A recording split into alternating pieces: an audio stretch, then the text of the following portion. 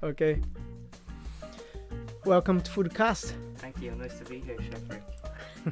Today we have our guest here, over 11 years experience as a senior hospitality chef, Gary Connolly.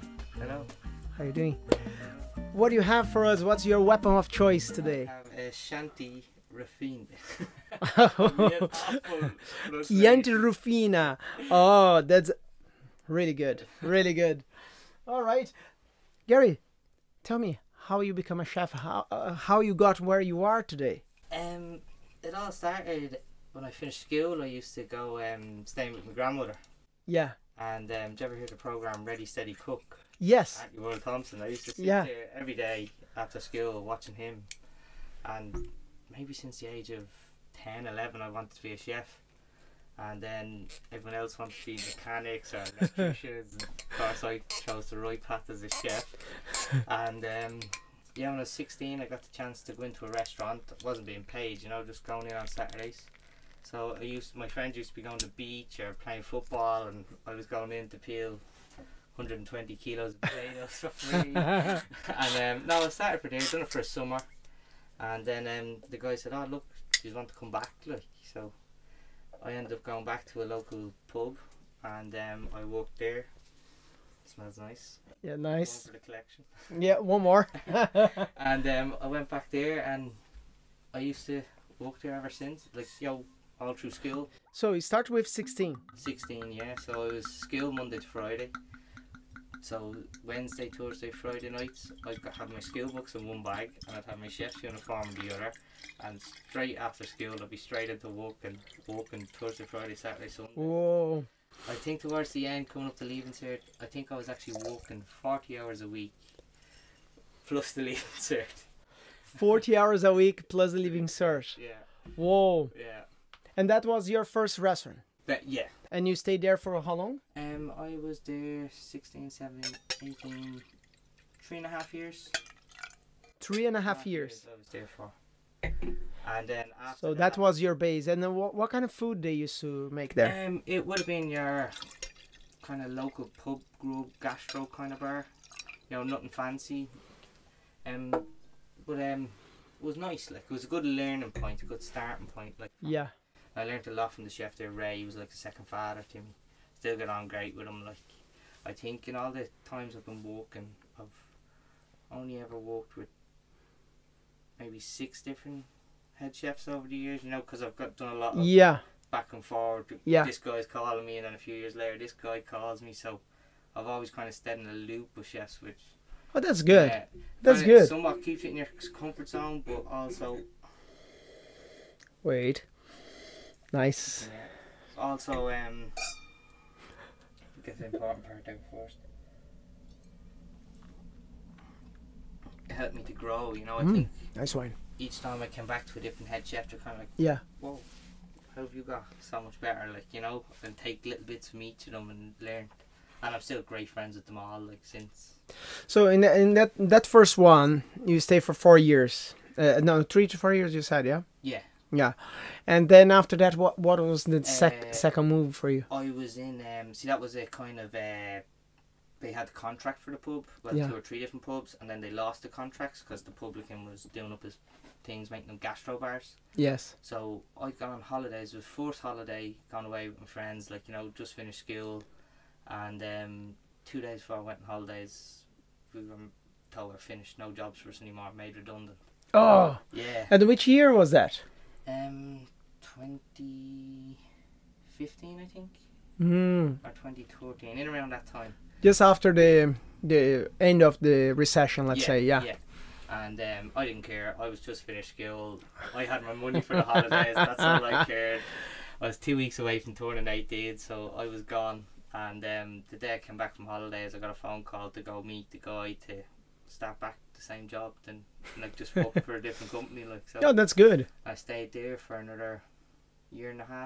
Year and a half. And then I went back to the original head chef that I'd been under with first company. Like. And you went to work with Irish cuisine again? Yeah. Yeah. That was really Irish. It was a kind of touristy restaurant out in Dunleary, so it was your stews and coddles and proper Irish. Proper Irish food, yeah. Yeah. Just tourists or locals? You'd have some locals, but like during the summer, 90% is Americans. Oh yeah. Yeah, you could be sitting there wondering why there's nobody here. 10 to 9, on a coach pulls up. You're hammered.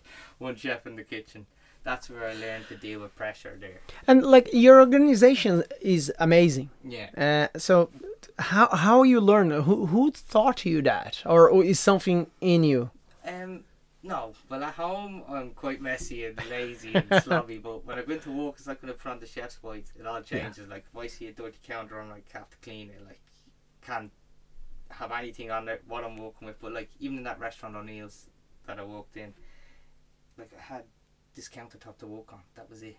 That was cooking, everything had to be done on that. So if you weren't organised, you're not getting food out. Oh yeah. And I remember there was a dumbwaiter down the hallway, so you had to run for about 30 seconds with the plates placed in the dumbwaiter. You'd be running, like it was a chaotic restaurant, but it taught you how to deal with pressure, how to be organised, and it was my first senior role in the kitchen, so it taught me a lot.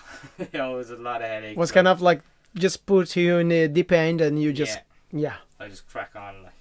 And after that, you went to. After that, I moved to Maple Tree. Maple Tree. Oh yeah. That which was a good restaurant. That's a good restaurant. Give the guys a little shout out there. They'll probably enjoy that. Yeah. No, you need to tell them like, oh look who's here now. No, have a great relationship with them guys. I was only there for a year and a half, and I moved into contract catering. But my time there was brilliant. Like. But what kind of food they were doing at that time? It was really kind of high-end bistro food. So a lot of fish. It was a fish and steak restaurant. Like we could buy in any fish from black sole to your hake and prawn. Like whatever fish we bought, it sold. Like we specials every weekend, buy in whatever we wanted, and customers were buying it. We had like famous chefs coming in, dining in the restaurant regularly, like, you know, which was great to see, like, you know, because we were all over it. There's your man, like, we're cooking for him, like. And no, it was great, like, standard food for, like, you know, pub restaurant. I've never seen better, and I've never had better since. No, that's good. That's good.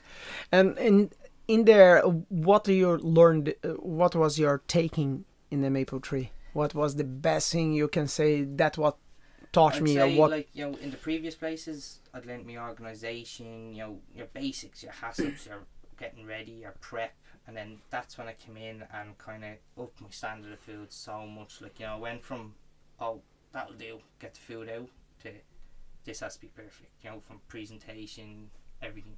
And that's what start to drive you with the part of like going to events, or in that stage in somewhere there you start to get in events. In events, yeah, because I met a guy there, a good friend of mine, Keane, who started it off, and started working with him. He's someone, like, if you work with him, he's such an easygoing guy, you know, he's great. But his emphasis is on presentation, making things look good, value for money, you know, everything has to be perfect on the plate and stuff. You know, he's such a good operator in that way. And it was kind of the knowledge and experience of working with him and Phil and all the guys there that just pushed us all on that little bit more, like, you know.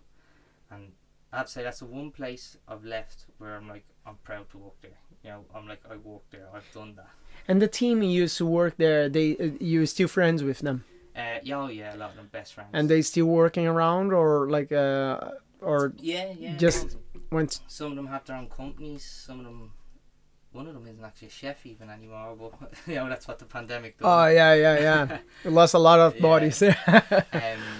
I still talk to some of them weekly, daily, like, you know. Oh, that's good. Yeah. That's good, and they still progressing as well. Still progressing. Yeah, that's a good part. Thing. Yes. Yeah. The blimp didn't do anything to them. Yeah. No, kept us all going. And then, like after that, you said you went to corporative catering. Yeah. And why you choose to go to corporative catering? Because I was getting to a stage in my life where it was kind of like, you know, God, don't get to see my friends. Yeah. Like, had a girlfriend for years, and I was like, we haven't actually done anything apart from holidays. Like, you know, I think in the whole time I was a chef from 16, I think I counted back at 6 weekends off in 6 years that weren't holidays. Like, you know, I was like, I need to enjoy myself a little bit. I'm starting to not fall out of love with food, but fall out of love with the job. Mm-hmm. So I kind of thought, what am I going to do? I was starting looking at other industries, and I was like, stage fright, you know. I was like, no, I don't think I want to leave, so give this a go. Like, it's something I've never done before. It's something you need to do to progress as a chef, is to learn the volume. So I took the leap, and for the first time ever, I actually went out on my own with no head chefs that I'd worked with before, nothing, like, you know, just went out on the whim. First time applying for a job. Tell me, how is applying for a job? It's difficult. I think I made up my mind on a Sunday, and I think I had a job by the Wednesday. So yeah, it was kind of easy. Oh yeah, it was easy. Yeah, but going for interviews, I was like, I've never had an interview before. I was like, what do you say? What do you do? I was gonna wear a suit. I was like, didn't know what to do. But no, I enjoyed it, and I worked there. Colm, he's still a good friend of mine. Yeah. And I think Colm kind of made me mature a lot as a chef. Like, going in there as a sous chef, I was still a bit young, you know, when you're in the kitchen. It's the crack. It's, but you start very young. That's something we need to put out there. Like, you start very young. Yeah. So that's good.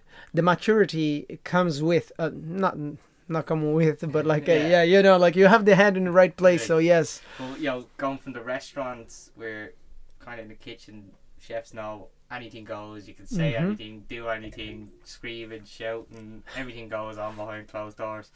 But then going into contract catering, it's such a different environment. Like, it's everything's peeled back, refined. Yes. Like, I remember getting shouted at as a kid. Like, if I done something wrong in the kitchen, you're petrified in the corner, nearly crying. Yeah. And then you go to contract catering, you see people like getting away with murder. Like, you're like, wow, this place is so much different. Like, a different industry altogether. But like, when we bring a la carte chef for a catering, is an easy transaction, my point of view. But when you get a catering chef to go to a la carte, it is basically impossible. Yeah, I remember being at home. I'd be spending 4 or 5 hours in the evening, like, researching the next day's menu, because I'd be like, where's this food? I've never cooked this before. What is it? Like, you know? But that's in the catering, yeah. But after you get the you already had a Google in that stage, yeah. So Chef Google is very good, yes. But just trying to upscale everything to the sheer quantity of what you needed. Like, I remember seasoning something, you'd be seasoning dishes 10 times trying to get them right, like, you know, because you're not used to. Yeah, you put a pinch, not like a handful of salt. Yeah. And no, that's what I struggled with, really, and ordering for the sheer volume. Like, you know, say you'd be like, oh yeah, we need 70 kilo of beef, and I'd be like, what? How long are we ordering for? Like, but no, it's, and even like down to your brat pans, your pots are bigger. Your like, apart from a stock pot in the kitchen, you don't have anything that size in restaurants. But no, restaurants is something I miss, and it's something I've kept doing. The restaurants you worked didn't have much functions or hospitality. It was more like the size was smaller, right? When I was in O'Neill's, we used to do weddings on the weekends in Greystones. So they were more smaller weddings, you know, 70, 80 people. So it wasn't massive catering, but still weddings you'd be doing from the bride's breakfast that morning right up to the barbecue on the Sunday, like, you know. So they used to keep us busy. And then the Maple Tree, we actually done a couple of weddings as well in there, but that was more fine dining, meal, bite to eat type of place. Yeah.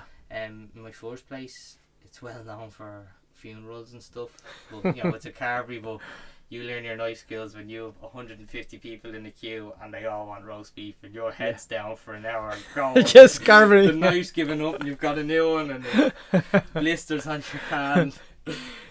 Yeah, though. So have done functions, but it was only starting. I was only like touching the water, like, you know, I hadn't jumped in yet. And what caught you in saying, like, I want to do hospitality, I want to go in that direction? Is what attracted you more going to hospitality and like the finest part comparing with like a restaurant? Because I think hospitality kind of lets the chef bring out his personality in the contract catering, because in contract catering, you know, there's your menu, you stick to your menu, your SOPs, everything has to be kind of standardized. Yeah. But when you're doing hospitality, it's like they let the shackles off. Yeah. And you can bring out your personality and what you can put your own flair. Yeah, you can make the plate look how you want to make the plate. You know, you can dress it up, you can tone it down.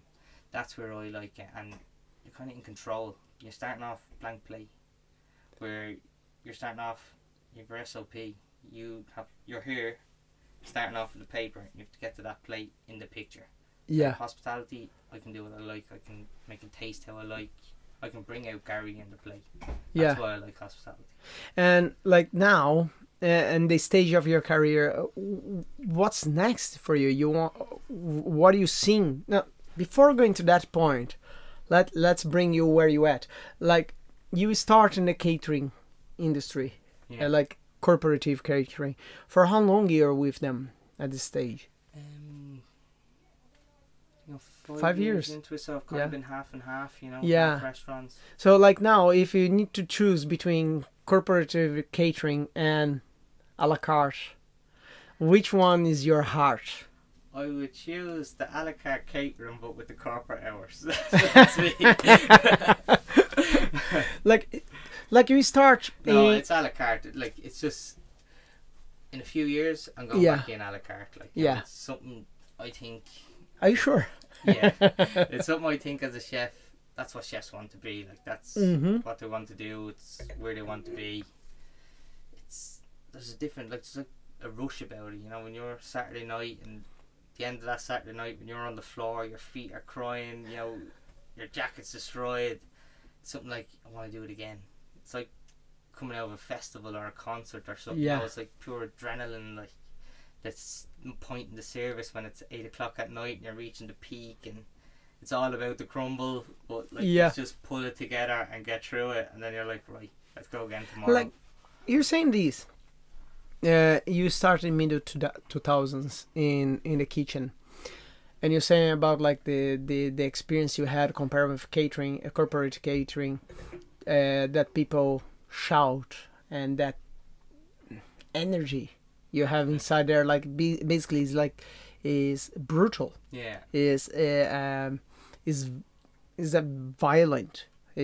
That atmosphere inside the kitchen, but in the same time it's very exciting, as you said, like you being in the festival. What's the difference of culture, you would say, is between them? You think it's a lot different? Yeah, I think there's a big gap between the two. Like, you know, right down to, you get a contract in corporate catering, you read the contract and you're like, what am I getting, where's this, where's that? You pitch up at a restaurant like, there's our hourly rate, you go, you walk. You know, they ring you on your day off, you get up, you go in. Someone rings you in corporate catering, you're kind of like, oh no, it's my day off. You kind of get softer. I think chefs get softer. Yeah. That's what I'm trying to get at. Like, you lose that kind of bad boy chef attitude. Did you become soft? I think I'm a soft person anyway. You know, I kind of have a different management style to, I wouldn't shout and roar. Yeah. I'm kind of more put your arm around you, have a crack, get on with it, don't let it happen again type of guy. Like, you know, I don't believe in the old era of chefs, as someone said in the podcast. Yeah, chef, no chef, I don't know chef. Yeah.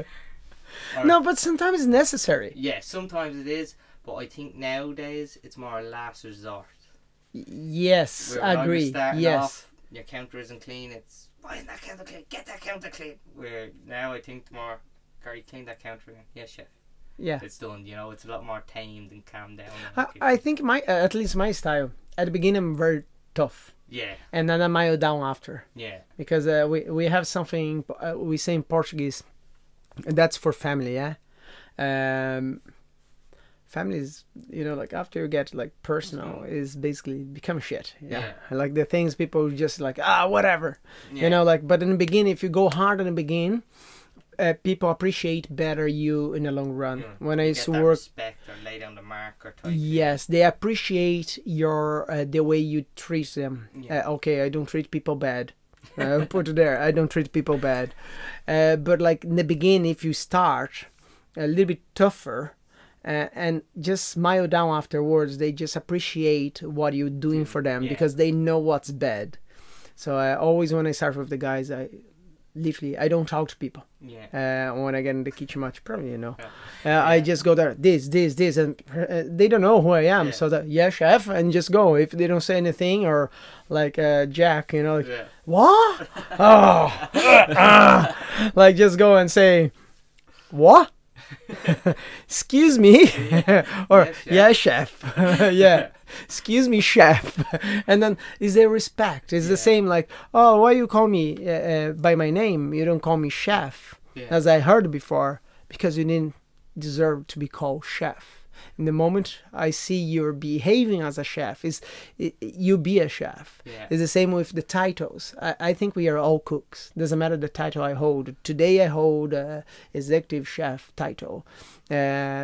Tomorrow I could be going to a kitchen and say, I just want to peel onions, and I will hold a coming chef title. But in the end of the day, we are cooks, and we are all the same, as you said. So there's no difference. If you walk out of the door, they don't know who I am or who you are. They don't care. So we need to. That's the way I think. But I think I need to be a little bit tough in the beginning. Yeah. Need to be. But then you look, like you said about Jack. I'm like, that was me. Yes. I'm like, that was me. So I understand where he is. They're trying to don't make the mistakes I did type thing without getting screamed at. I used to work in a place back in Brazil. It was fine dine Italian restaurant, and was in the ground floor of 22-story building. So the fans were basically this high, So I had to get inside there, and it was my station was risotto. So I had to make a risotto like crazy, and that's what sells the most there. Next to the grill here, in front of me had a massive pot with hot boiling water for pastas, and there's a combi oven next to it. It was literally an oven inside an oven, and loads of windows here on the left hand side. The sun comes straight in. São Paulo, Brazil, man. Summertime, 30 degrees outside. Inside it was like, was illegal to work in that place. The canopies need to go 22 story up to actually suck the air out. So it was hot. And I remember there, literally, I'm losing the thought. Sorry. So I was in that place. The place was chaotic.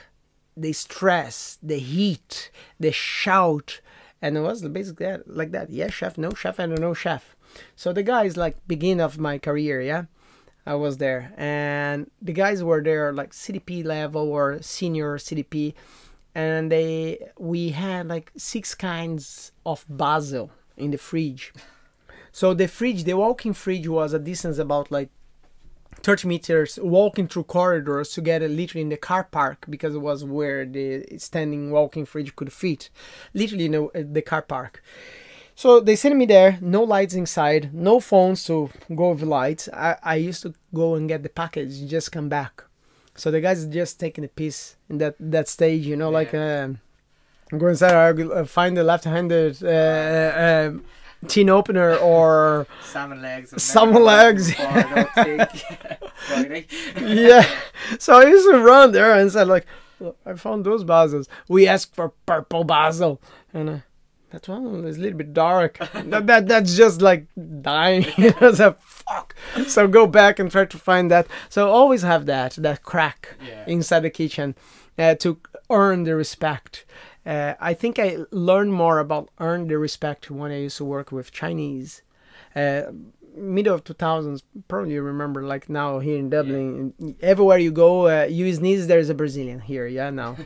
Brazilians everywhere. We used to be the Chinese. I don't know if you recall, probably you were in your middle teens, And when I used to work with them, I got in the kitchen as already like middle senior level. Nobody, no respect. Doesn't matter who was there. Like, you could see there wasn't respect. You ask for something like, rolling the eyes, do the thing you ask, but like with the bare minimum effort to do it. And after a few years working with them, I noticed the things changing, because they respect you for what you do. And basically, like as a chef, we have that a lot. Like as a chef, like in the kitchen, you need to earn your respect. And I think that was when I moved back to fine dine, I started to realize that. Like in fine dine is like you're there, you just swallow the language, the shit. Because you know that experience you're going to have there, take you anywhere. And then you swallow the shit in that bullshit of like, oh yeah, chef, no chef, we, instead of saying yeah chef, is like we chef, like Come on, you know what I mean? But so after all that part you passed through, you went to corporative catering, and how was your journey Through there? corporate. Yeah, I feel during COVID it got tough. I was kind of stuck in a rut, you know, where I was working went quiet, people working from home, kind of going in every day and finding 8 hours work, you know. I was like, am I going backwards, am I going forwards? Then I moved on to a different place within the same company, you know. I just said I needed to move, I need to be busy, I need to keep going forward, so I moved.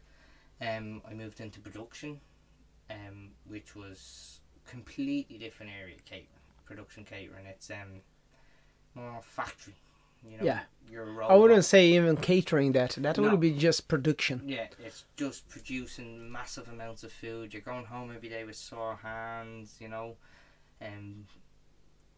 It's just corporate catering is a volume. This is another scale. No, is another beast. It's like literally waiting. It's the next era when chefs are replaced by robots. That's basically how production catering gets more thing. That's all your robot. Like, you know, just if you can hold a knife, you can do production catering.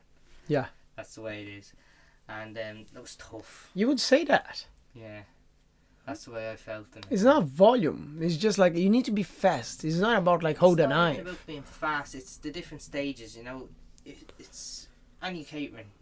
You start prepping, you start cooking, you present, the customer eats.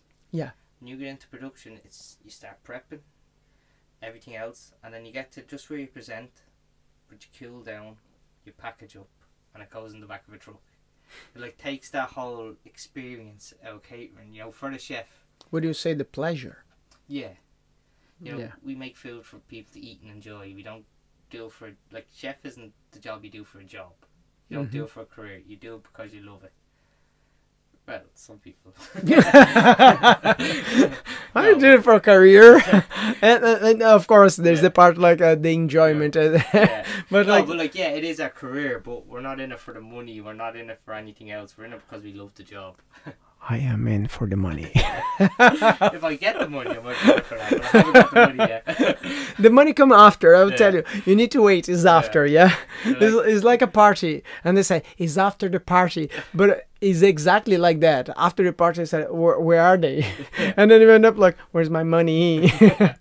No, but the production catering. Some stage will come. Yes. The production catering just, like, I enjoyed the time there. Love working Yeah. in the place, but it just took that enjoyment out of cooking from me. Like, there was no end product. Yeah.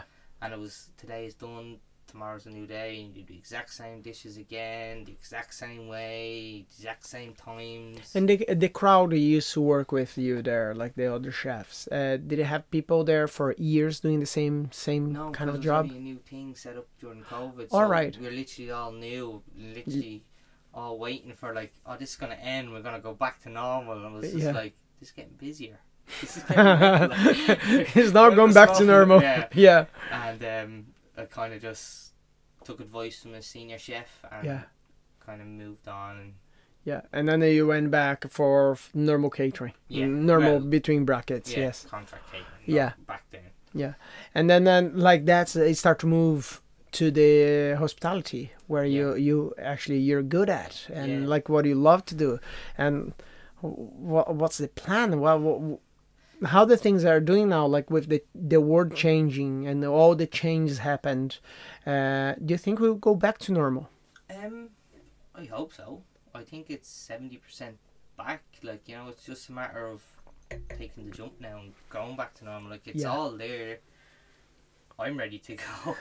I think We're in a few missing weeks I'll be chefs. crying to get back to where I was. Yeah.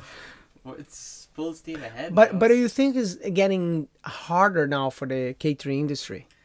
Because like there's no people. There's I no think people. There's no people, and they're so used to, like, everyone was that bit quieter during COVID. You know, it wasn't as busy. And Yeah. I think now going back to it, even chefs that were at home that weren't working, they're like 2 years out of a kitchen is a long time. Like, you know, it's not like riding a bike.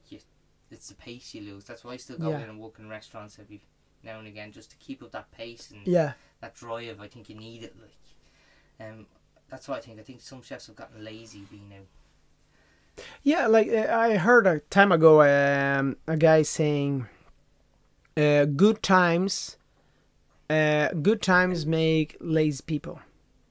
Lazy people make hard times. Hard times make strong people. Strong people make good times. It's like a circle. So, yeah. Like I have to say, like in 2008, I think it was great to have a recession. I'll tell you the truth. It was amazing to have a recession. Not really, but like in the sense of like the gastronomy world in Ireland. Because until then, like if you see all your chefs in 2008, until 2008, all, let's say local or Irish people in the kitchen, they'll be seniors like executive chefs or head chefs above. Yeah. You wouldn't see anything below. No. And the gap was about 10 to 12 years. So who was filling the gap was the foreigners coming to the country and filling that gap. Like I'm one of them. Yeah. And like now when you start to see it, the senior positions, it's like kind of full circle change now. Yeah, it's a mix and match. Yeah. In 2008 for me was good because I started to get young kids, young Irish kids coming to cook. And for me it was great because like if I go and say, okay, I'm gonna do a different shepherd's pie now, or a cuddle, or a Guinness stew. Yeah. Like I was talking with Jeremy in another episode, he did a Guinness stew, like actually he got the recipe from Jamie Oliver. First, he starts wrong. he got it with the wrong person. He should have got. He would have given him a better one. So like it's the same if, as you see, like now, like if you're not Irish, you can't change. Yeah.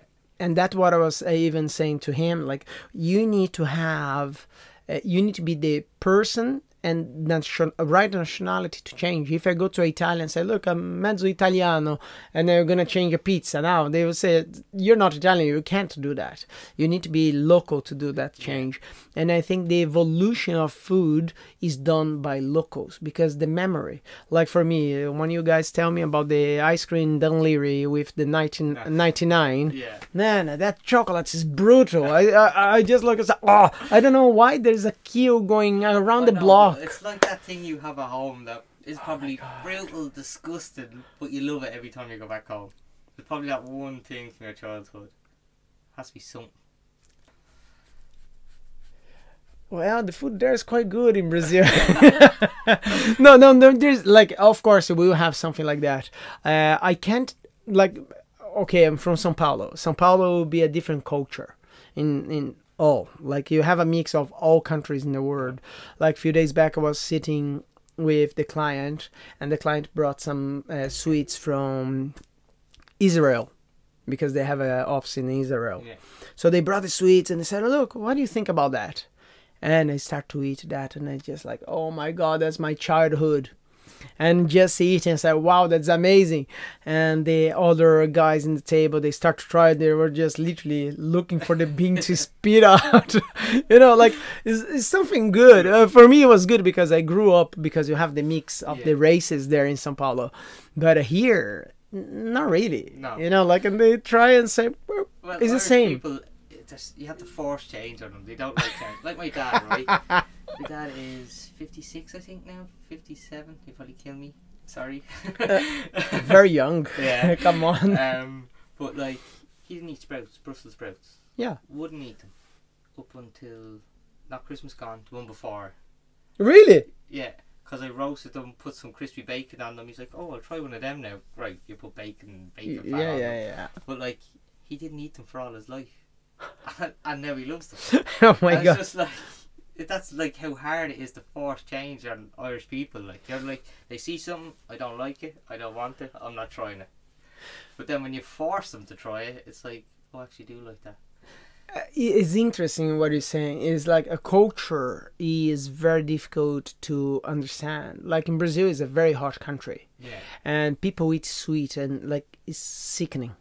The sweet is very rich. You know, like, I would not say sickening, because I used to eat. Yeah. And like, we have a dessert that we call brigadeiro. Brigadeiro is condensed milk reduced with cocoa and butter. It's basically 3 ingredients: 2 spoons of butter, 2 spoons of cocoa, Nesquik if you want to use it. Yeah, Nesquik is fine. And you put a can of condensed milk, and you reduce until come out of the bottom. when you put making little balls and put confectionery. It's really nice, but it's as rich as fudge. Yeah, I'd say it's lining the inside of your mouth, everything. Yeah, like if you give Brazilians a ball like about 5 centimeters diameter, they'll eat that and it's like, give me more. I can't do that anymore. But I start to introduce that in my dishes when I was doing fine dining, and putting like a tiny balls, like 4 grams was the limit I could go. Because a bowl 4 grams, and 4 grams is tiny. It's about a centimeter diameter. Yeah. So people eat and say, wow, that's nice. But if you eat more than that, it's just delicious. Like it's too heavy. Too heavy. Yeah. So even in winter time, you know, don't get me wrong, they eat their fudge, everything, you put all the things, but like when you put that, it's too rich. And that's the part I don't understand. Like Brazilians, at least, we don't understand when we come here, we force people to eat and they don't eat. Yeah. And then you see, like, Brazilians are in Ireland longer than Chinese and Indians. Because in the beginning of 90s, when the boom started, the Celtic Tiger, they start to, let's say, import the Brazilians from Brazil to teach the butchers in Ireland how to butcher animals. I don't know if you heard, there is a town in Ireland, if I'm not mistaken, it's not Gorey, it's Gorin, or whatever they call, in the west of Ireland. And literally 90% of the town is to speak just Portuguese. If you, even today, if you go there, you see signs on the shops in Portuguese, and you look and say, "Whoa!" I passed one through there, and I say, "I think that's the town." Is that Portuguese? Where am I? Yeah, I'm back to Brazil. Yeah, and like the Brazilians normally comes here and they start to get their Irish friends and say, here, try this, try that, and people just, oh my god, no, it's delicious, but it's too rich. And not just for dessert, for majority of the things. And I think you need to adapt the palate. You need to adapt the palate, and that's something I learned. You need to adapt to introduce. But like Chinese and Indian, is not they impose what they did, is that what it came mild down when it came here. They toned it down to suit the palate. But like if you looked at the Irish palate back in like 1990s, it was meat, 2 veg, sauce. There was no texture, nothing, like, you know. Cook, boiled it. Everything. Shit of it, and that's it. Yes, yes. Like I make dinner for my granddad now on a Sunday. If his knife, I have to cook his veg separate. Like if his knife doesn't fall through the carrot without just letting it go, it's not cooked. The carrot needs to be brown. Yeah, it's not cooked. You may as well have took it out of the ground and ate it raw. You know. That's yeah. But that's what I love. I love cooking from family. Love cooking at home. What's your what's comfort food for you? I kind of like, for me, it's a Sunday dinner because everyone's around the table. It's the only meal where you get, or the barbecues during the summer. But it's Ireland, we don't get many days to have a barbecue, to be fair. When the sun comes out, we have a barbecue, Yeah, I often get pictures of, say, like I was away on holidays there a few weeks ago and the weather was lovely and my dad had a barbecue and sent me photos. The sausage was the colour of the white, like, you know, that's their barbecue. The barbecue is born to them, you know, that way it's, oh no, that's flavour. I'm like, no, that's charcoal. you didn't burn that, Dad. You cremate it. But like that's their attitude. But then I make stuff and they're like, "Oh, it's so nice, it's delicious." You know, to them a barbecue is slash barbecue sauce on it, cook it, and when it's brown, it's ready. Like, you know, to me, it's there's so many different flavors you can like from Asian, you can Indian, you could do, you know, anything. And like barbecue, like you said, it's Sunday roast. What's the best roast by Gary? Oh, has to be the roast beef. Roast beef. What kind of cut? I like the housekeepers. Yeah, something with a bit of fat, but not too much fat. You know, you could go sirloin, but then you're getting too fancy for a Sunday. Yeah. Mom starts killing you when the bill gets too big. No, roast beef, some nice roast potatoes. My mum actually looks after them, and the goose fat. It's the only thing she can do. Right? Yeah. So. Your roast veg with honey, it's real fattening kind of comfort food. Sleep on the chair after it, you know. That like beef sweats in the chair. Oh my god, I had too much. Heavy. Yeah, and like now going back to where we start, because I think we start deviate a little. So hospitality. Going back to your standards and everything you do, like. How you envision Gary in 5 or 10 years time now? How like the way you're going, like you're growing so fast. Like what I like to see in a CV, just a footprint on that, is I like to see like people basically the time they start in the bottom. Yeah. Because that's a solid ground. Like not too much, but not too little. Those days I see CVs like people spend 6 months as a coming chef and they are already CDP, and I look up, go back to this coming chef, man. Yeah. But when I start to see, like you said, my first 3 years I was in the same place learning and going. For me, that's consistency. Is like I want to learn, I want to go, I want to see what I can do. And like after that, it's just a projection. Like as I said about salary or making money, I'll tell you for me at least, I said for 10 years I will work for anyone else. I don't want to run a kitchen. After 8 years, people will start to tell me to run a kitchen. And I said, no. And then in that stage, for about 6 months, I was in the kitchen, my first run, I lead a kitchen. They send the head chefs. They do the tastings, everything, and they come to ask me, what do you think? I said, oh, fuck, no. Or after they got the guy to come to work with me, the guy come to ask me every 5 seconds what to do. And they start to notice he was my sous chef. And I look and say, you know what? Okay, me, I'm available. Now you throw the money. I'm fine. And then that was good. But that was my vision. And always I create visions. Do you have a vision for yourself? Obviously I want to be a head chef. That's my next move. Yes. Am I ready? I'm being told I'm ready, but I'm the type of fella, I have to know everything in and out before I leap at it. I kind of have to be kicked out to take that jump there. Go, Gary, like you can do it. And yeah, I can do it, but I like to know the ins and outs, what goes here, where, like any section I walk in the kitchen. I like to be the quickest, or I like to be the most organised, or every section of a kitchen I have to know. And the place I'm in now, I think I have walked every section in the kitchen. Yeah. And now hospitality, it's only new because COVID's ended, and I'm in there now, and I'm a bit like casting guys. What happens here? Like, what do people be doing? But anything that's come at me so far, flying colours. But I agree. Yeah. It's difficult to get and say, am I ready? Yeah. People telling you something is easy because telling is easy. Yeah. Oh yeah, of course you're ready. Yeah, you're ready. Go, because we need.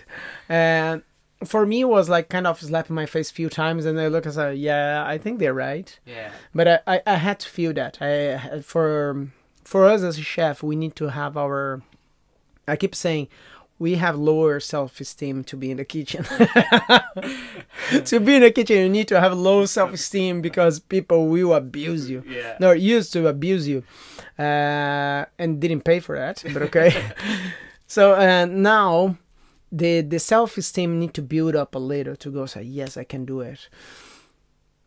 With the change now with COVID, with the shortage we are facing now, and as I said before, the example like good times make hard times, like now I think we are in that stage now of the hard time.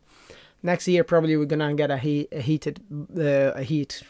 around the world with a recession. Yeah. Ireland so far will not feel recession because it's Ireland. That's a projection. Sorry, me and geopolitics. But it's still like people will not find people to work. They don't want to work in a kitchen. Like for the same money, I can be cleaning tables and become a zombie there. Yeah. It's fine. It doesn't matter if you go to a kid and say, look, give me 2 years of your life. I teach you. I give you a profession. You get paid to become a chef, and you value more in 2 years. But if you keep cleaning tables, in 2 years you'll be just cleaning tables. Not even say titles, but you know what I mean. We're different breeds nearly. Like I have a friend. He's an amazing cook. Anything he cooks, I'll be watching his Instagram. Like, God, I love to cook like that. Yeah. This is dinner at home. It looks amazing. Yeah. But he's a great cook. But it's putting them cooks into restaurants under the pressure. It's that makes you a chef. That's what I think. Being able to cope under that pressure in the heat. Get a thicker skin. Yeah. And like now, your vision in 5 years' time, as you said, you want to be a head chef. And like, I'm thinking quicker what than kind 5 of a head years. chef? No, it would be quicker. Yeah. Like I'll tell you, like you're ready already. Yeah. Yeah, I would say it's See, I just think push you in the something deep that- end yeah. the way you got in the beginning. Yeah. But like I would say you're already in that level. Yeah. But what kind of head chef you want in 5 years? You want to be running a restaurant? You want to be running a hotel hospitality or hospitality in general? I think what the next Your move own for business? me is career-wise, I think finish out contract catering, get to the head chef level, succeed at that, and I've never done hotels, so No. no. Whoa, Never. whoa, It's whoa, the only whoa. thing. Like I've cooked in stadiums, I've cooked for presidents, I've celebrities, Bono, I can name drop a few, like I've cooked Yeah. for them. But like a hotel is something I've always just shied away for, and I think that's to complete the CV and have the package. Whoa. That's where I have to go. Spoiler alert. It's a hybrid between hospitality and restaurant. Yeah. No, I think that's my next move because it's the only thing you can do to say I've done it all. I've worked in all aspects. Would you cope with the hours with your young family? Well, it's as the family grows, you know that way. As my Yeah, family yeah. gets older, that's when I'm kind of moving back into them. You Yeah. know? But like you want to tick the box of Yeah. hotel. Yeah. Yeah. Say I've done it. Like I throw my hand at anything. Like any Yeah. job I can do, I'll do. You know, be it making notes on a weekend. But like running a kitchen in a hotel? Run the kitchen in a hotel. Yeah. Yeah, because that's something I keep seeing a lot. Like I have my hotel background. Yeah. I thought I had that tick in my the boxes a couple of years ago, and a year back, I went back to a hotel, and executive suite, and I was there. And, okay, fine. Yeah. But like it's still like keep hunting me back, like people calling me and asking about hospitality because they want to see more because they think hotel is different. But like okay, I had like in one of my experience was very strong in the hospitality, but it was catering. But the focus was fully hospitality from 2 people to 500 people, and people just didn't realize that when they start to talk to me and say, "Whoa, you did that?" Yeah. And like the place, the money wasn't object there. Like in a radio of 500 meters of the place where I was based was in a college, Royal College of Surgeons. You have at least, back then Turtles lost their stars now, yeah? They don't call it Turtles anymore. They had at least 3 to 4 Michelin stars around, and they didn't care about money. Money for them wasn't a problem. They want the same food, but they didn't want to leave their desks. Yeah. Let's say like that, or their offices. And like you had like heads of state, prime ministers, everything in it, and that's what make the difference. Like in your case now, you said I want to go for a hotel. Which hotel you would like to go in? For me, it'd have to be one with a golf course for the perks, you know. There has to be some sort of perks in there. That has to have a golf course. But I suppose if I wanted one with a golf course, it'd have to be probably K Club. K Club. Do you K think Club. they still in their A game? No, but I think they're coming back into it. You know, they're starting to get Yeah. Irish Opens, like biggest tournament Ju- in Ireland. Ah, So yeah, that true. brings, Yes. You know, wealth with it. Yeah. So Do you think the chefs can go there and play in the golf course? I hope so. I will. You will, yeah. Where's the chef? I don't know. Have a look at the golf course. Yeah. We'll give you this much for you. No, I want to play golf. Yeah, I remember in the Ritz-Carlton, instead of playing golf because they have the golf course there. And that's a good place for you. Yeah, I will it tell you, is. it's really nice there. And now they call Paris Court. Yeah. Beautiful there. We didn't have the you know, like could go and play golf golf. there, but I used to go there in the back of the gardens there to get the white garlic. Just because you have the white garlic puree. Because I don't know now how much they're charging for a kilo. It used to be 50 euros per kilo. And then we need to do like for the Gordon Ramsay the white garlic puree. So 50 euros per kilo. You go. Yeah, cutting white garlic. Like on a skill trip. Yeah, but you need to go back and do your prep, and you're like, ah, shit, Yeah. why me? Like now I get the kids here, and like down the road here we just live like next door to Wicklow, and we get our white garlic from there, and just like this tree. Oh man, the smell of it. I still have in the freezer. Oh really? Oh yeah, I have. because come the season, I harvest as much as I can. I go every weekend. I say, oh, you go for a walk. I'll get my Swiss knife, a little bit some bags, take them, wash, dry, Ziploc bag, freezer. Yeah, I remember it was during COVID. We went away on a family holiday to Killarney, and we booked this horse and cart thing around the park. He was telling you all the history about it. It was amazing. But at the start of it, he said, "That's a bay leaf tree."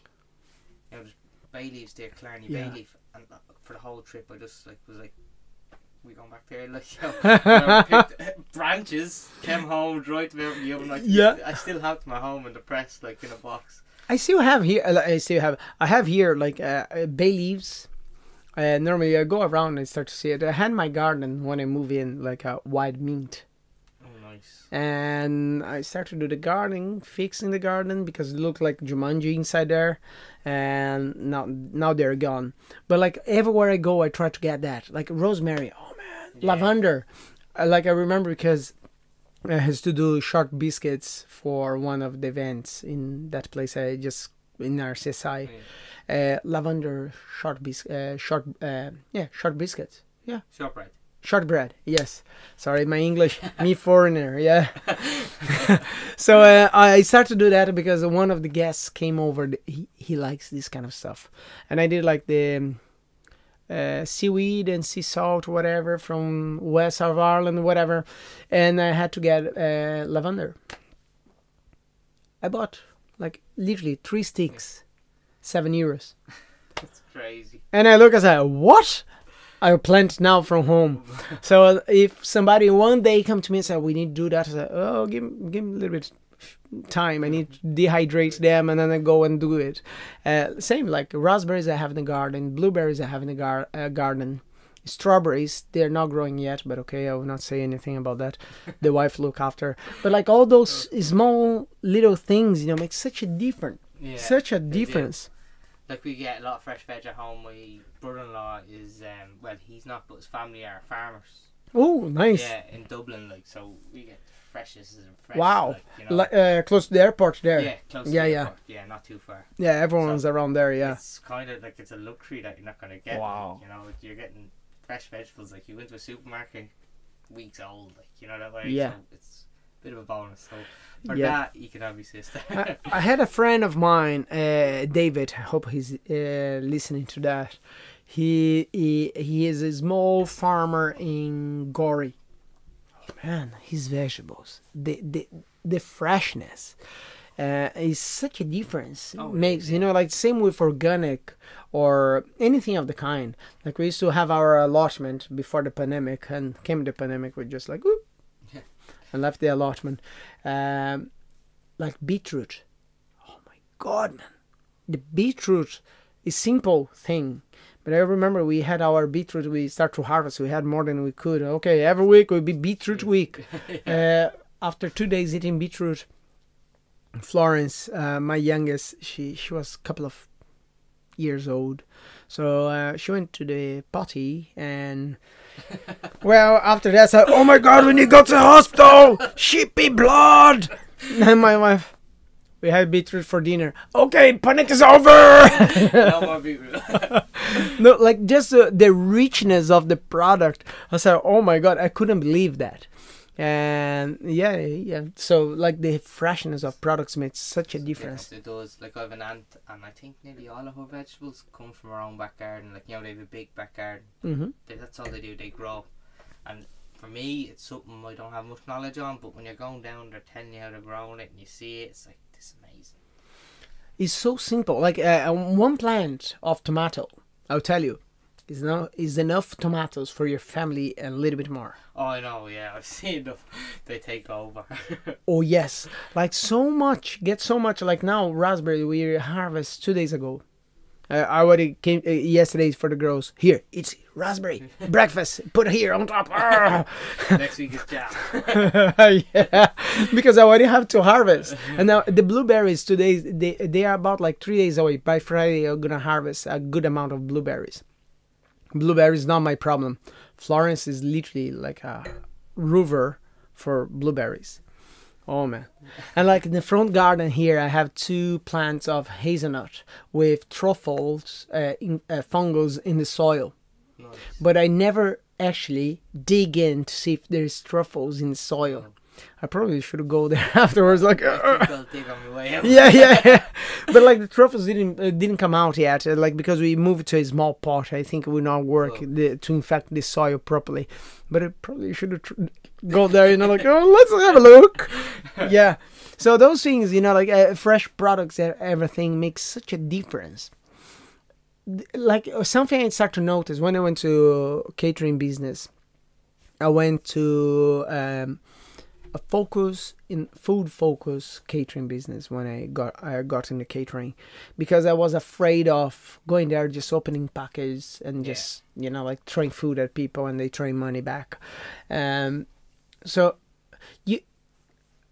I start to notice the change how people start to get more food focus and understanding where the food come from. Do you think we start to go backwards in the sense of like eating locally than actually globally? Yeah, it kind of has, hasn't it? We are going backwards, but if you look now, some of the local Irish producers, like what they're growing now, is like products you couldn't even bought on a shelf in Ireland. Sorry, I'm thinking, Gary, you need to help me a little here.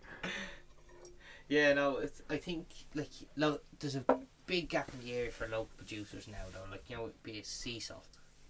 Like sea salt wouldn't have come from Ireland; would have come from somewhere like Turkey or Where now someone down in Gary just making sea salt for free water. Things. Just sitting there, yeah. But like, no, we do need to kind of start expanding more palettes again. Like, for me, I'd love to travel. That's my biggest thing is Italy. I want to travel through Italy. I worked with a chef whose wife was Italian, and the stuff I learned about Italian cooking was like 5 ingredients. That's what you used to tell me. 5 ingredients. I'd be at home making lasagnas and putting this in, that in, throwing stuff in, making it work. And no, simplify it, and you do get such a better product. Like, if you look at Irish catering now, some of it is going backwards a little bit. In which way? With the staff shortages, there's corners being cut. Because say your team is 10 guys and you produce this much. When that team is cut down to 5 guys, you can't produce the same amount. Like, so we're suffering a little bit in the industry. Like, restaurants having to close. Like, that's when there's a crisis. But I think it will come back. I think the chefs are there. They just haven't gone back yet. Like, if you look during COVID, when I was looking for a job, I was like, there's nothing. 12 jobs for a chef in Dublin. Where like before the pandemic, you go on, there's 1,000 jobs in Dublin. But I think it just needs to find its feet again, the industry. It's still stumbling forwards, like, but when we get back on our feet, I think it'll be stronger. Do you think this stage will come back, the chefs? I think they will come back. Like, if you look now, how many pop-up food trucks or small little cafes, how many cafes popped up during COVID? Hundreds. Yeah. There's nearly a cafe everywhere you turn, where there used to be a pub everywhere you turn. Yeah. Stuff like that. Like little small online businesses, like they're all popping up everywhere. Where they weren't there before COVID. That's where the chefs are gone. They're out doing their own thing, working that way. Do you think they will fail and they will come back to the roots? I wouldn't say fail. I'd say as in business will dry up as people start spending their money differently again, going back out, socialise, and when that culture comes back, because that's the Irish culture. We go out, we socialise, we eat out. Once that comes back, we get busier and busier, and that's when the chefs come back in. That's something I was even commenting. I think in the introduction I say, like, if I keep saying that, like, if Brazilian could be described in another nationality, I would say Irish, and vice versa. That's something I really like here in Ireland is this. Is welcome. Yeah. Like, you're not like, who are you? You know what I Yeah. mean? It's like, No, okay, come here, let's have a pint. You know, like it's good in that way. Do you think those positions will be filled by foreigners, or the people actually were in the trade and they just look and say, you know what, I would do what I used to do? I would say foreign people, because like I'm in the kitchen 11 years. How many young commies have I seen that are Irish? Maybe 5. Yeah. In 11 And years. they're half broken. Yeah. They go to college, they drop out of college, and they're Yeah. gone on something else, apprenticeship, you know. Yeah. Just, it's not, people don't have the interest. People have the interest in eating.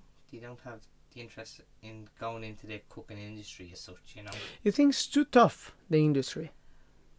I don't think it's too tough. Like when you're a kid, it would have been so much easier at me, 16 years of age, to become a lounge boy in a pub, making me tips, you know, booking your night, saving your drinks, Mm-hmm. going home, no responsibility, no pressure. Like, you know, what have I got to do? Remember the last order. That's it.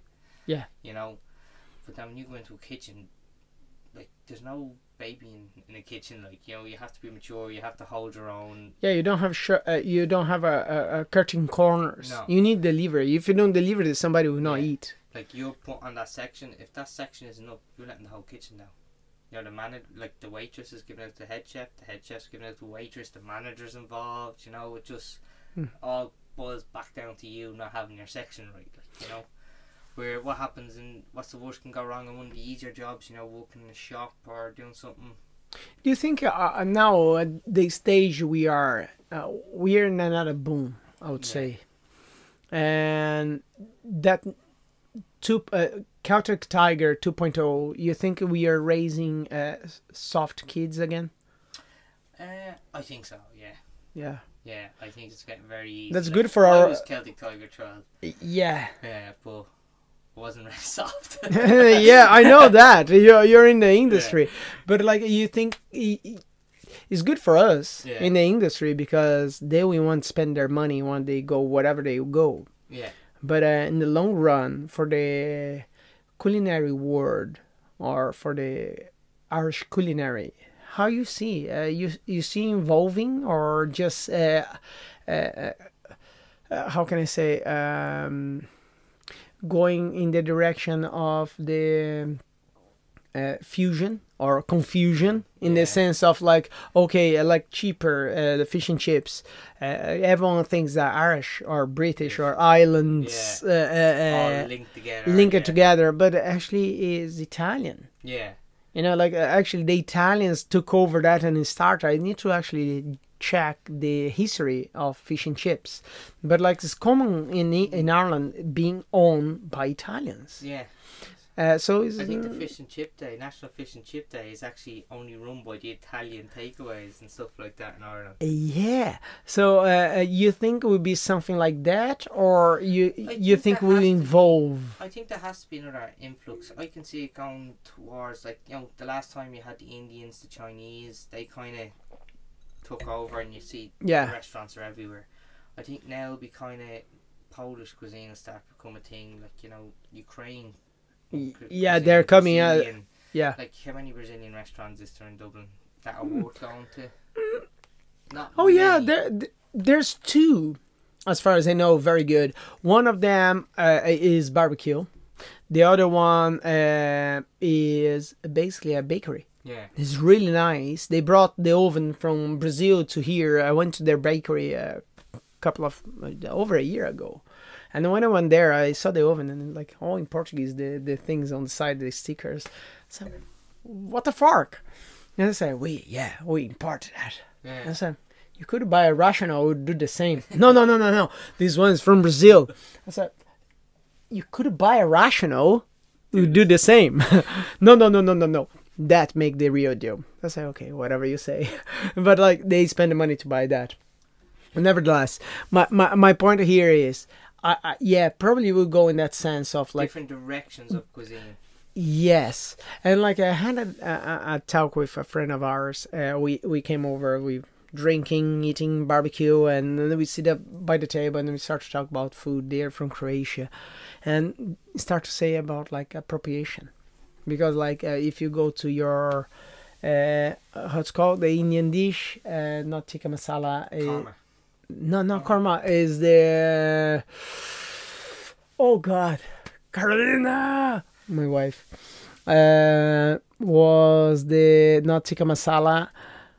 Was one of the Indian dishes. You look and said, "Oh, that's Indian," but it's not. It's actually British. Is it tikka masala? It is tikka masala. It's not tikka. I think it is tikka masala. I don't recall now. Chef Google. Chef Google. So I'll put probably a note. I remember because I asked my wife exactly. That's the dish. So now, like she was saying, oh no, that's not British, that's Indian. So if you go to India, they will not know what's that. Yeah. That's not real Indian. And basically, she was. We started arguing between brackets. That was basically appropriation of culture. Yeah, it's not hybrid type dish. And then I went down the route of 500 years ago almost. Pizza is Italian.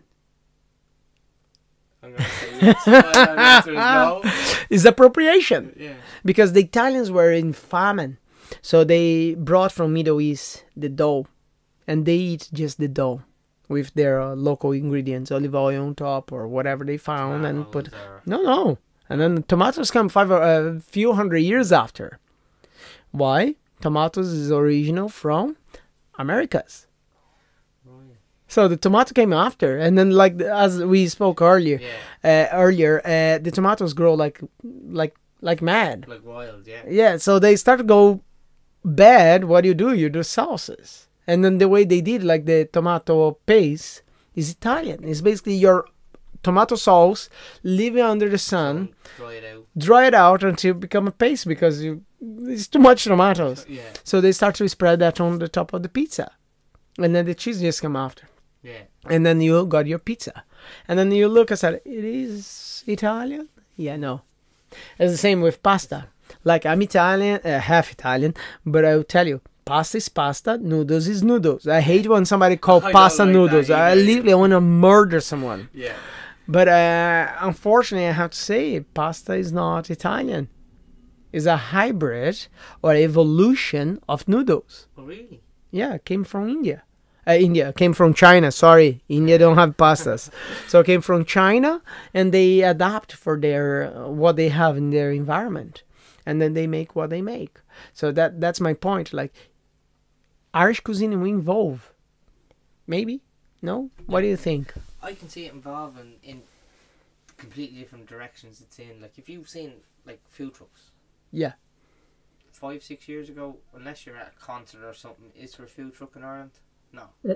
Not a specific speciality food truck doing one cuisine. Nothing. They're coming popular now. What else is a bar? Like, right, we had a bit of a burger boom there for the last few years. Thank God that's died down now. But, you know, I think they kind of jump on a trend and it opens up everywhere. Like, you know, I think that's the kind of Irish thing. Can't get enough of it. And then it dies down and the next cuisine comes on.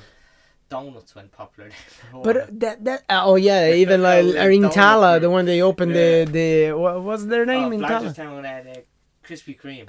Oh yeah, the queue with cars going around the block. To close it because too much noise at the cars, like. Yeah, so like I know that died down. Like example, the burritos, the burgers, but what's get into the DNA? Do you think something will evolve in your cuisine? Something has to, because a lot of Irish food, fish, we're famous for it, we're known for it. Smoked salmon, prawns, mussels. They're all getting more and more expensive now. You know, yes. You go to hope and you're like, oh, I'll ring the bank and see can I get a loan. You know, it's so expensive. So something has to replace that. Like if you look, we have Ash Wednesday, fish on a Friday. Like we do eat a lot of fish. Yeah. But something has to replace that because that's going up and up and up. So you can see cheaper cuts coming back in. Like when I started, beef cheek is a popular cut now. Yes. Oh yeah, it's amazing. But in Ireland, 10 years ago, that wasn't a thing. Like, you know. Yeah. So something has to change. Which way it's changing, I don't know. Whichever the clever chef that jumps on it first is. Yeah, that's where you come from. You can do that. I can't. Yeah. Like it's the same with like you're saying about that. Like in the 90s, they brought Brazilians to do the cuts and teach the butchers in Ireland how to do proper butchering. not proper, but like a more modern way techniques. When I was in Gori, the owners of the hotel I worked, they have a farm, and they raise Black Angus to export only. And then I remember I had to call the slaughterhouse and said, look, get 5 animals and slaughter for us for the next week. And they would send, we would mature in our south wall, but we need to use all the animal. And then we have the, how's it called now? Loads of cuts, but like there is one of them we call fraldinha. I forgot the name in French now. That's the name they normally say in in Ireland, or in English, in English. Sorry. So I used that to get to use in the menu, because they didn't know what to do. Or the same was with the strip line. The end of the strip line, you have the point, and the point is the picanha. Yeah. And they were selling all that as a strip line. I said, look, that end of the cut there is about 1.2 to 1.8 kilos per animal. Normally it's 1.2 to 1.5. You can charge double because it's softer than any other part. It's almost like a filet mignon. And I was there with the butcher. The butcher said, oh, it's here. I said, oh, wait. Where is the third vein? Because you can see the vein. There's like, you can see like a mark of blood in the vein coming out from the tip to the top. And then you have 3 veins. When it comes to the third vein, you cut. That's picanha. What butchers normally do, especially in Brazil, they go a little bit over the third one. Getting the strip line was already tough, and cut to sell you for more weight and charge you more. They're smart, yeah? So if you do not cut where's the third vein, exactly that part, the rest of your picanha will get tougher. So now you start to see it, and that was 20 years, no, 90s. Almost 30 years now, yeah. So 30 years to observe in the Irish culture, and now becoming something new. Do you think what's next will be like now with the like when you grew up in the 2000s? What's in your environment and your palate and your memory, gustative memory? Yeah. So what do I think? Yeah. What will be the next trend in your opinion? Well, I think we're in it now. Vegan food. If you ask an Irish person, oh yeah, that's in the trend. Yes, yes. What they had was their porridge for their breakfast, and even that probably had milk in it. Like, but like that's the next trend. Like if you look now, some of the stuff's coming out. Like I'm seeing it in work coming in daily. I'm like, what the hell is that? Like, yo, how are you making that? Like, yo, it's. So I think a lot more of it is going sciencey. Like, yo, we have organic, but I think some of it now is coming sciencey, organic, lab made. Like, you know. Lab made, yes, yes. That's what I call it. The vegan, I have to say, people are not putting much effort to cook vegan. Like a few times I went to a restaurant there where you're cooking, and like I look at some. Okay, here at home we are a vegan household. Here, so at home we try 99% of the time we eat vegan, and we involve that. That's kind of my fault. About 5-6 years ago, I want to go more a Japanese style of food, where the meat is just like a treat, not actually part of your dish. Like it's not like 30% of your dish. It's like about 5%. And then we had just about like 3 or 4 times a week maximum animal protein. And then I start to study a little bit more about vegan. My wife, of course, as being a brain of the house, let's say like that, she went deep into the vegan more than I did, and then she started to see the pros and cons. A good example, I used to drink about 8 double espressos a day. That was me, from morning to the evening. Like morning, I walk in the restaurant, the guys had the cornetto, the croissant cooking, fresh croissant, and double espresso, man. Start salivate, sorry. So it's amazing that I used to get that and drink like espresso like crazy, yeah. And we start to do the vegan diet, and we start to do juicing, all that healthy shit, you know, like let's say shit, but it's not. And I start to have a green juice every single day in the morning. I'll tell you something. I stopped to drink coffee because I couldn't sleep. It was like too much energy, and just juicing in the morning was a pint of green juice. That's it. And then go to work. And then I was like jumping like if I had like 10 Red Bulls, man, until 10 p.m. Like from 6 in the morning until like 10 p.m. I was there. Yeah! If I had a coffee, I know I wouldn't make more than 2 or 3 hours sleep. Yeah. But yeah, I agree. Vegan is something new, but like the technique, people are not putting much on that. No, and there's still an uneducation to chefs and that. Like, you can't teach an old dog new tricks. So I think kind of the new... You think so? I think so. No, like, you know, some of the old Irish chefs that are set in their ways, like curries, they're probably new to them. Like, you know, yeah. Where I think it's the next brand of chefs that will come through in the next 5-6 years. That's when you see the push come. Like, you know, the trend's kind of set now, and then the bar gets raised later on. That's the way it's kind of going. So I think that's in the boom now, but I think after, the bar just keeps getting higher and higher. It comes a stage where it doesn't matter if you're a meat eater eating a vegan dish. You're eating it because it's nice, not because it's vegan. Do you think the vegan will become the new vegetarian? I think so, yeah. Or you think the vegan will go further? No, I think you walk into a restaurant and order a dish. If it's vegan, it doesn't matter, like, you know, because I think we'll get to the stage where it's just as good as, say, your meat eater's dish. What's your favorite vegan dish? Oh, you put me under pressure now. Oh, yeah. No, what are you here for? Falafels would be my favourite. Falafels? Yeah, falafels. What kind? I love sweet potato, so yeah. Sweet potato, lots of cumin, garlic, chilli. That's kind of me. I'm kind of plain, like I haven't dabbled much in vegan cooking. Have you been Umi? No, I haven't. No. Oh man, you don't know what you're losing. Oh, so good. So good.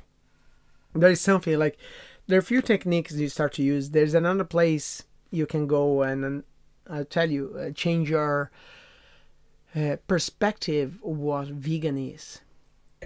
Called the Vegan Butchers. I'll tell you, is mind-blowing. I'm not the kind of chef or a customer. I'll be sitting in somebody's restaurant. The food is good, okay. The food is bad. I don't send back. It's very rarely I would send back.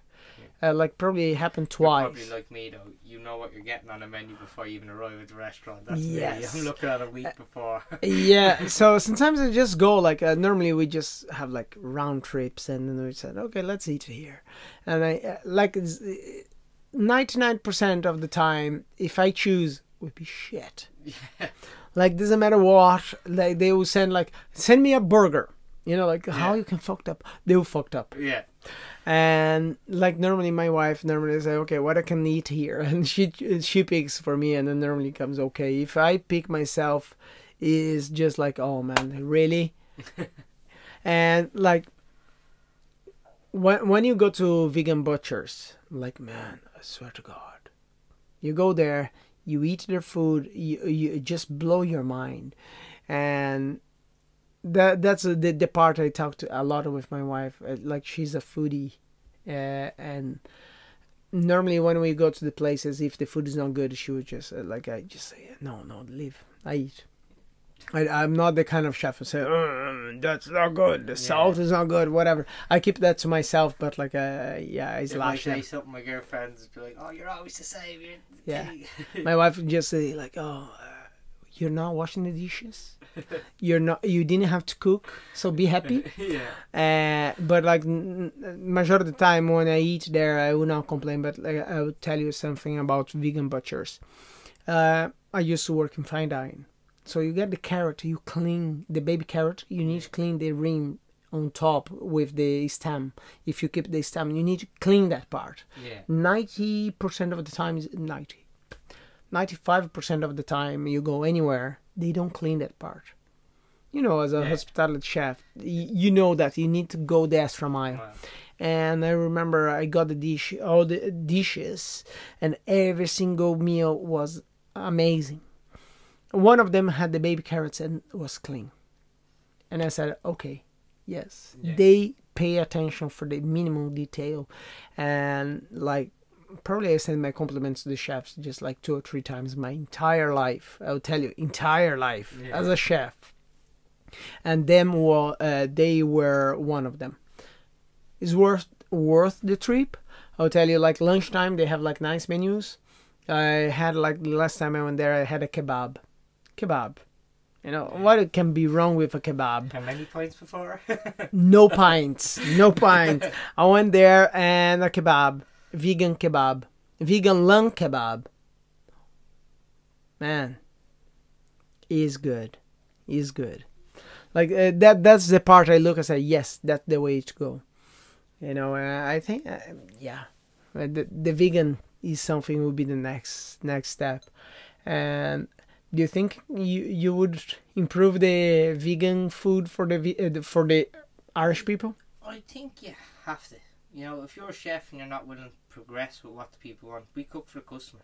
You're not cooking what the customer wants, you're getting stale. You know that way. Yeah. If we like something or not, we have to cook it and we have to make it as nice as you can.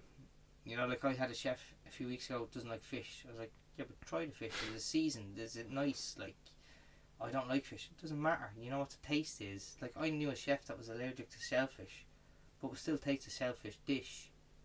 Like, you know, he would take allergy tablets or whatever after. Yeah.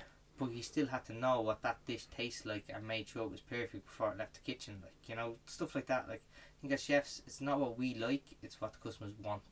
Yes. Unless you're in the very small group who can cook what they like, and you know.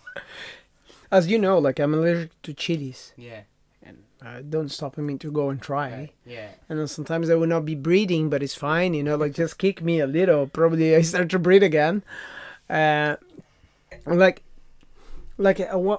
of the things I used to say a lot when I came to Ireland, people trying to say Irish, there are those people who say, oh, Irish food's amazing, everything's good. You know, it's the same with Brazilians. They come here and they start complaining about everything around the world and say, whatever you do in Brazil is better than here. Yeah. And any nationality is the same. And I love to get the Irish people saying about the way we cook potatoes here. I have to say, boxed potatoes here is really nice. I agree. But I go and say, okay, France, in 1,000 years, what they did with potato? Lyonnaise, and go. Like, they at least get longer than my arm. I will now go and start to say now, or we'll stay here another hour. And then they can say, okay, what the Irish did in 1,000 years with potatoes? Oh, boil, fried, mashed. When your butter and cream and milk is as good as Ireland, you don't need to go any further than mash. It's like, that will do. I agree. The dairy, that's something, you went to a very good point now. I went to France about a few years ago, 4 years ago at this stage. I need to go again, probably in November I will be going again there. And I went to a farmer's market, and I hate the freaking custom in France because they took all my dairy products and food, everything, because I couldn't dispatch. I didn't get a bag to dispatch. Very silly me. I think they just threw in the bin, took it back, and brought it home. Anyway, I got there. I saw cheeses made from Ireland. I never saw here before. Like, they had the Guinness cheese. Yeah, we don't eat that here in Ireland, but like you have that in France. Yeah, and like so many products you have here in Ireland, actually you produce in Ireland, you don't eat here. I think it's something like 80% of our beef is exported. Oh yeah, a lot. The good beef goes away. Right. It's the same like when I came to Ireland and I saw grapes, green and red grapes, beautiful, tasty, juicy. Where do you come from? Oh, Brazil. I start to check northeast. Northeast in Brazil is like Morocco's. Yeah, it's hot. Yeah. And normally grapes in Brazil is in Brazil, we think our grapes come from south because cooler weather. But normally, the good ones come from northeast and go straight to Europe. And they charge a massive price. Here is not expensive compared with Brazil. In Brazil, you get like a second class grapes for the same or higher price, at least in São Paulo. And I got like, I just like, oh, fuck this. I go and eat Brazilian products in Ireland would be better. Yeah. You know, more or less like that. Why we don't have that culture in Ireland? Like the dairy in Ireland, I think is the best in the world. Yeah, probably the richest, aren't we? Oh yeah, oh the butter. Oh my god, man. Yeah. I did a video. I used to do YouTube videos, yeah, but in Portuguese, and I did it myself. The butter with harsh milk, of course. Oh man. I actually only watched a video on me before I came over here, and it was a woman showing you how to make Irish butter, like, you know, from the double cream and washing. Really? Yeah. Oh my god. That's me at home. I go in and I'm like, next video, scroll through TikTok, Facebook, the lot. Like sometimes I don't understand. Like I used to do that a lot in RCSI. I used to always order cream because we have whipped cream for scones, whatever. But sometimes you don't have scones. You know, like to have your whipped cream in the morning.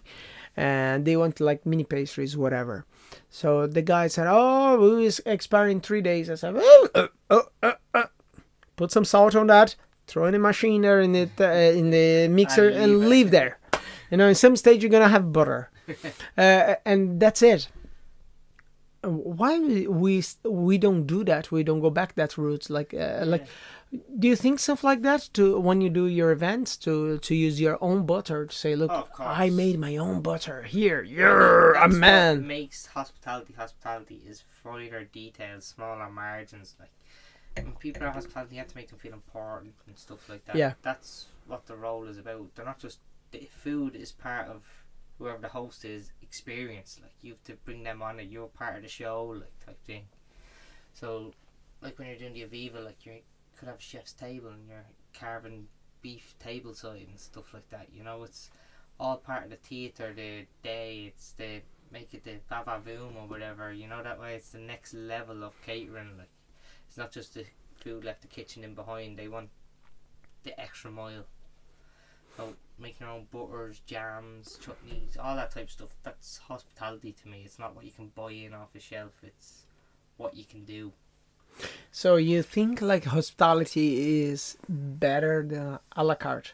Even if you had the head chef in a la carte restaurant? I think it depends who you're doing hospitality for. Like, it's as good as you're willing to pay. You know, if you're going to pay this much, you're going to get that much. If you're going to take the shackles off and prices matter, like some of the places you've worked, it's high as the clouds. Like, that's how high you can go, what you do, you know, how much time do you have. Oh yeah, that's true. Yeah. Well, one of the things they went for vegan at home was RCSI. The majority of the people there were Muslim, and you get a lot of crowd. We want to have vegetarian or something like that. So when they go for vegetarian in Europe by European law, all the cheese you produce will have, correct me if I'm pronouncing wrong, Hanet in the cheese? Hanet? Yeah, whatever, probably I was saying. Google, yeah, Google was saying. So basically it's an animal product to process the cheese. It's not halal.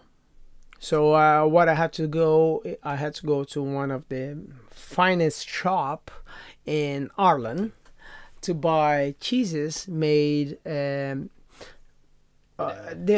way they make in the past 500 years. You know, the DOC, or the denomination, or DOC, denomination, whatever, can't pronounce now. So it's the way you process the things like we not have. So I had to go and buy those products. Long story short, I start to learn more about vegan that way. And I had like a king or whatever it is. It's a king. I don't know from where. Came over. He's vegetarian. no halal, and he eats every 3 hours. He stayed with us for 72 hours, and every 3 hours you need to make food. He was from 8 in the morning to 8 p.m. And long story short, I knew the guy was there like about 2 months before. I called my veg producer and said, can you make like baby carrots or whatever, rainbow baby carrots? I started to make a massive list. Few days before the guy arrived, the menu was what is signed, tastings, etc. Hospitality, like you do. And they came and said, you know what? The guy loves fruit, and all the desserts need to be fruity. And I said, fork. And then I had to go after and start to learn other more stuff. And I have to say, like the vegan food, and that for me was that was the kick up and start to learn more. And I start to see the world in a different way. How I can, like the same way you come to me and say, oh, why vegans want to have like something similar as we eat or taste. The taste is not wrong. The taste is good. But I saw in a vegan group, because I follow vegan groups, of course. Being a chef, you need to follow everything. I don't tell them I eat meat, but okay. They say if you try to tell a vegan to eat a chicken wings, they get like, oh, why you give me a chicken wings? Yeah, it's the same if I go to you and said, okay, here I'm giving you a cauliflower wings, and then you look as a, what the fuck? You give me a cauliflower wing. It's the same. It's the same. That's how they feel. And my mind is how you can reproduce that feeling or that taste. The taste is not wrong. The problem is the way we produce the things, the way we do, and the sustainability to keep the things growing. Because, like, man, in some stage we're gonna kill everything in the planet. We're like worse than a virus. We're gonna kill everything before actually we get fed. And I think that's the next stage. As you said, like the vegan food is the next stage. Like it's there, but it has to improve now. Like What do you think it should improve? I think some of the products that we buy in, like texture, quality, taste. Like, so if they're going to be like, you know, say a vegan sausage, we use that today. You taste it. It's not like a normal sausage. You know, it's soft, it's spongy, it's. You know, if it's going to be a sausage, it has to be a sausage. Yeah. Today I just went to a food truck. They were quite decent. Like the texture, flavor, it's not porky. But the texture was almost there. Yeah. You think they will be further? I think so. I think it's going to be part of the diet. You know, like 10 years ago, people probably would have been eating vegetarian. Now they are. How many times a week you eat no meat in your home? Sometimes, to be honest, if we're going to eat vegetarian, it's going to be Asian or Italian. You know that way? There's no kind of Irish dishes or anything like that you eat, apart from boxed tea or stuff like that. But like, maybe once, twice max. That'd be us. All right. And that's good. Like back home, you wouldn't be a dinner or food if you do not have meat in the plate. Yeah, that's the way it is. I remember when I was a kid, like I had like in Brazil, they staple here is potatoes. Yeah, it's rice and beans and something else. That's the base. And if you have meat, I remember my mom come and say, Ricardo, eat your beef. If whatever was the protein. But like now, with more knowledge and understanding, 100 grams of beans had more proteins and more benefits to your body than 100 grams of beef. Way more. Yeah. Way more. Like out of the charts. And I look, I say, Mom, Mom, you're so wrong. But with the information she had, like beef is that what is gonna make you like stronger or whatever, you know what I mean? And then they said, okay, you know. Yeah, but that's something everyone's only learning now. Like as the vegan comes along, they have to get their protein, their fibers, everything we're all only learning as it's going, like, you know. Yeah. Anyway. Like, you look at an Irish breakfast, there's beans on it, but it's surrounded by 70% of meat. Like, yes. Like the meats. Oh my God! It's meat, potato, fried potato, and beans. Yeah. Like when I saw the first time here beans, people saying I went to the shop to buy beans and in tomato sauce. I said, "What the fuck you guys did? You know, beans in the tomato sauce?" Yeah, but like, it is what it is. Yeah.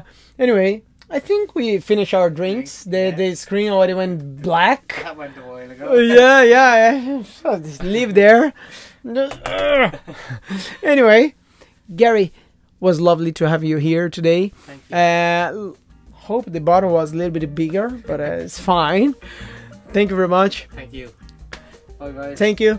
And I keep forgetting what I normally say in the end. Yeah.